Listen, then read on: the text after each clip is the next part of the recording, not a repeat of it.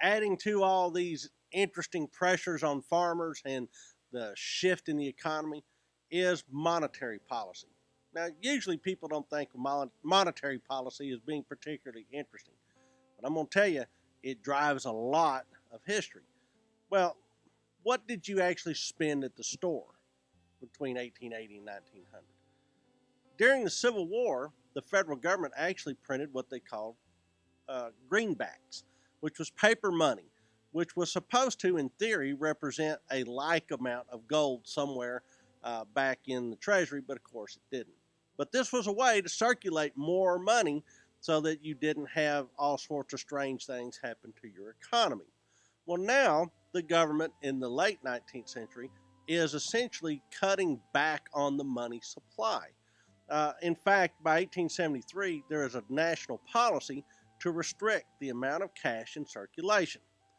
And in fact, what the government wants to do is replace it all with hard money, gold and silver. Well, what they're really aiming at is a cycle of deflation.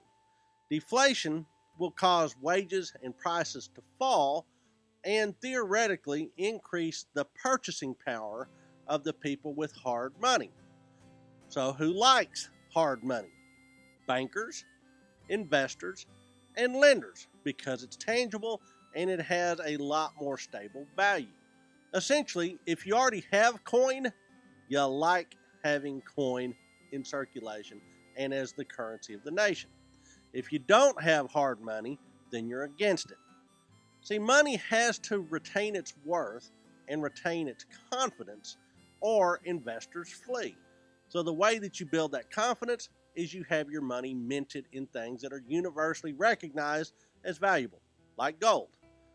Well, problem is, the United States has some gold, but it is absolutely awash in silver. In fact, the United States is in the middle of a silver bonanza.